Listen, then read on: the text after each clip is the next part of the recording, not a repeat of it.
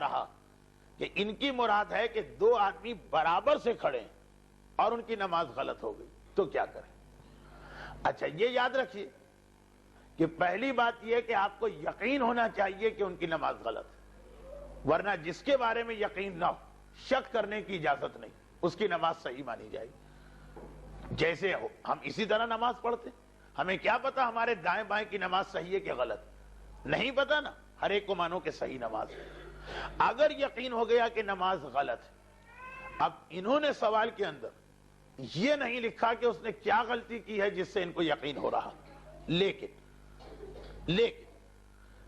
ہم مان لے کہ اس نے کوئی ایسی غلطی کی ہے جس سے نماز غلط ہے،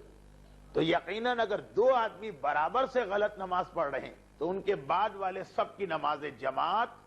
گئی، وہ نماز جماعت نہیں ہوئی، وہ جماعت نہیں کہلائی۔ اچھا اب اگر ان بیچاروں کو بعد والوں کو پتہ ہی نہیں چلا تو نماز ان کی صحیح۔ اگر ان کو معلوم ہو گیا کہ ہمارے برابر دو آدمی اکٹھا مل کے غلط نماز پڑھ رہے ہیں تو یقیناً ان کو اپنی نیت فرادہ کر لینا، اور اگر یہ فرادہ نیت نہ کریں تو ان کی نماز جماعت کی تو گئی، فرادہ بھی چلی جائے گی۔ جن کو معلوم ہو جائے کہ ہمارے اور پیش نماز کے بیچ میں کہیں پر دو آدمی مل کر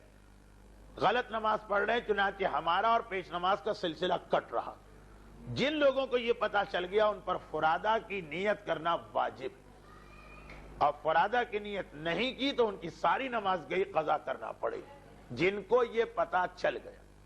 اور جنہیں بعد نماز پتا چلا ان کو جماعت کا ثواب نہیں ملے گا، لیکن ان کی فرادہ نماز صحیح ہے، اس کی قضا نہیں کرنا۔ اچھا اب آئیے اس سلسلے کی آخری بات کہ اگر ایک آدمی جماعت کی غلطی کر رہا اس کی نماز غلط، ایک آدمی جماعت کی غلطی تو نہیں کر رہا، یعنی پیش نماز کو فالو کر رہا ہے، اس سے پہلے رکوع میں نہیں جا رہا، اس سے پہلے سجدے میں نہیں، اس کا وضو غلط، وہ وہی بات ہوگی، وضو غلط ہے تب بھی وہ نماز باطل مانی جائے گی، کیونکہ وضو، غسل اور تیمم میں کسی کو اسلام نے معافی نہیں دی۔ چنانچہ اگر آپ کبھی پیش نماز کو دیکھیں کہ وہ غلط وضو کر رہا، پھول سکتا ہے، بے خیالی میں غلط وضو ہو سکتا ہے، وہ معصوم تو نہیں، آپ اس کے پیچھے نماز نہیں پڑھ سکتے۔ غلط وضو تو زیادہ بڑی غلطی، ایک آدمی پیش نماز سے جلدی کر کے سجدے میں چلا گیا، اس کی نماز تو شاید پھر بھی بچ جائے، غلط وضو کرنے والے کی نماز تو گئی ہی گئی، اس میں کوئی شک ہی نہیں۔ چنانچہ